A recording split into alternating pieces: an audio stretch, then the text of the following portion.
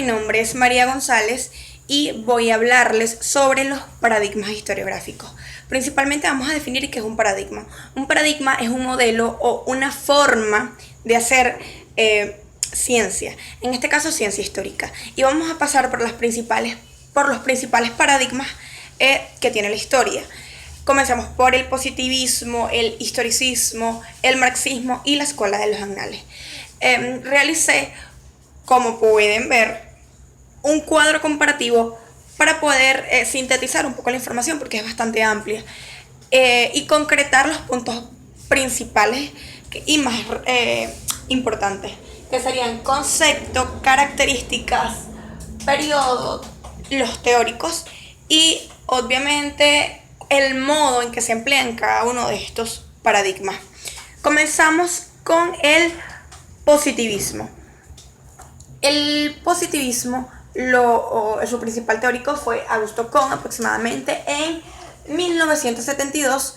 Él fue el precursor de este nuevo paradigma que trata de desligar la historia como un hecho científico y real de lo metafísico, espiritual y lo religioso, que efectivamente era la manera en que se contaba la historia.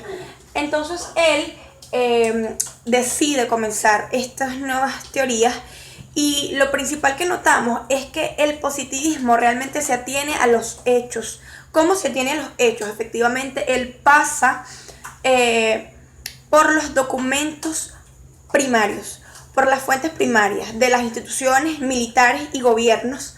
Estudian los documentos, se basan en críticas historiográficas, en críticas de estos libros, para recolectar la información y así documentar un periodo coyuntural o un periodo específico o un proceso específico histórico.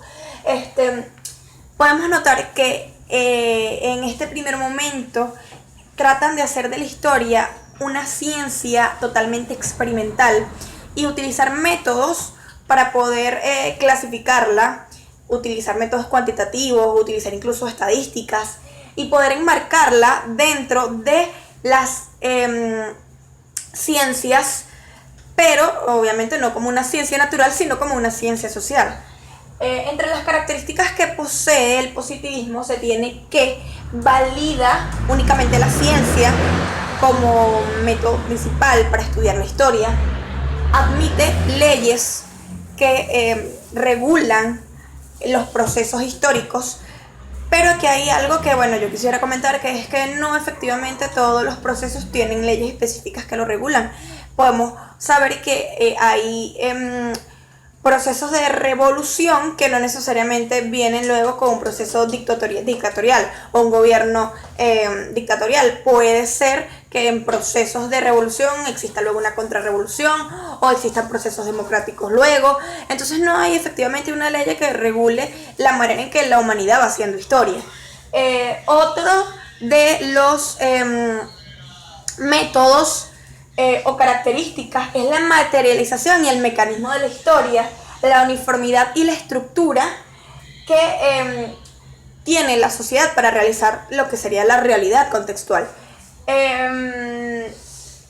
El modo de empleo, cómo se emplea realmente este paradigma. Bueno, ya lo habíamos comentado, no admite otro modelo o otros métodos que no sea la ciencia, la experimentación, saca su información exclusivamente de las fuentes primarias, que serían los documentos. Es algo así como la historia que podemos encontrar que nos enseñaron en la escuela, en bachillerato, donde estudiábamos fechas o próceres específicos. Es como esa historia de personajes más que historia de proceso histórico. Es la historia de estudiar hechos aislados en vez de un todo que explique por qué pasan las circunstancias. Entonces, básicamente es la manera en que se emplea este paradigma. Para no dar más larga el asunto, vamos a el historicismo. Tenemos que su principal teórico es Max Weber, en el siglo XVIII. Vamos a leer un poco el concepto.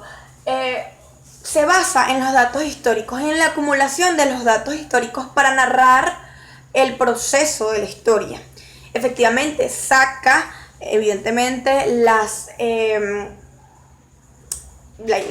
los referentes de libros, de datos acumulados a través del tiempo, y de esa manera toma los recursos, toma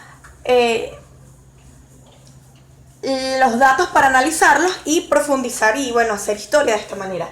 Sus características es que, como en el positivismo, no hay intervenciones divinas, no estamos ligando la historia a la religión o a lo metafísico o a la espiritualidad. Necesitamos procedimientos lógicos también para proceder a hacer estos análisis. Es de naturaleza social y obviamente generalmente en este tipo de paradigma que es el historicismo podemos estudiar hechos como los políticos, la diplomacia, los procesos de guerra o igualmente los personajes, específicamente las fechas, etc. ¿Cómo es el método de empleo? Él rehace la historia a través de acumulación de datos y así puede narrar estos procesos. Es aquí, en este momento, donde realmente se profesionaliza la ciencia histórica, o sea, la ciencia social. Es aquí, en el historicismo, en esta nueva fase, que damos razón de que la historia pasa a ser ciencia como tal. Luego tenemos a el marxismo. Es, digamos, la manera de estudiar la historia a través de hechos sociales, económicos, donde encontramos que principalmente hay una lucha de las clases, y su principal autor es Carlos Marx. En el siglo XIX, este historiador resalta que a lo largo de la historia siempre hay periodos de guerras, de conflictos. La narra de estilo problema, realmente profundiza en cuáles son las bases de estos problemas que nos llevan a estas coyunturas históricas. Específicamente dice que hay siempre una lucha de clases y enfatiza siempre a la clase menos favorecida, que en este caso sería el proletariado, y a través de estos hechos sociales va desarrollando la historia como tal, basado básicamente en la economía.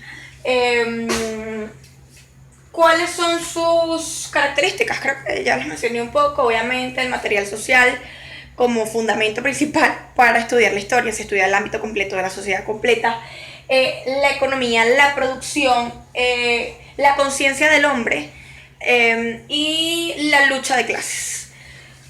¿Cómo se emplea este método? La historia resalta, la historia con el paradigma marxista resalta principalmente la economía, la lucha social, enfatiza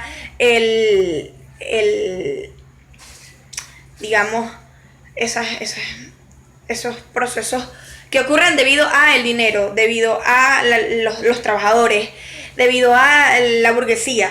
Entonces, digamos que esa es una de las maneras en que se emplean estos métodos de historia, estudiando y analizando esos procesos. Ya no sería estudiar únicamente el documento de las instituciones, únicamente los documentos militares, sino estudiar realmente el proceso completo y qué es lo que sucede, y no como un hecho aislado, sino tratar la historia como un todo.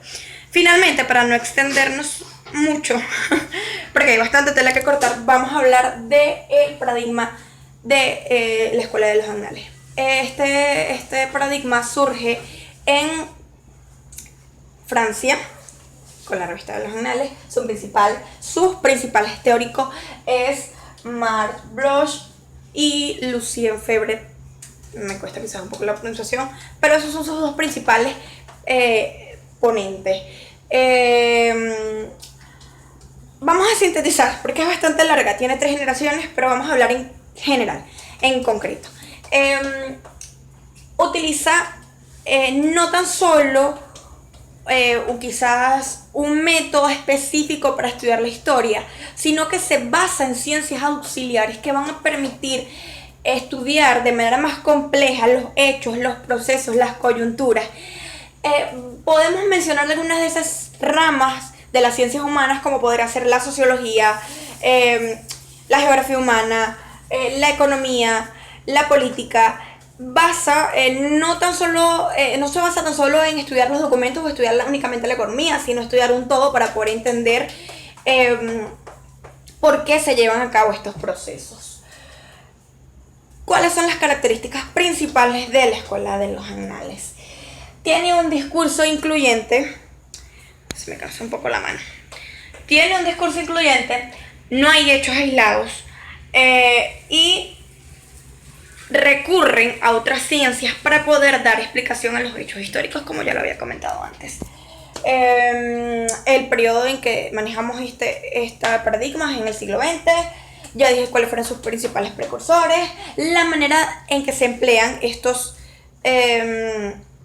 paradigmas sería estudiando la historia, incluyendo diversas ciencias, para poder entender la historia como un proceso más complejo. Bueno, realmente es bastante largo el tema y les quise exponer básicamente los principales paradigmas y espero que me haya ido bien la exposición. Hasta luego.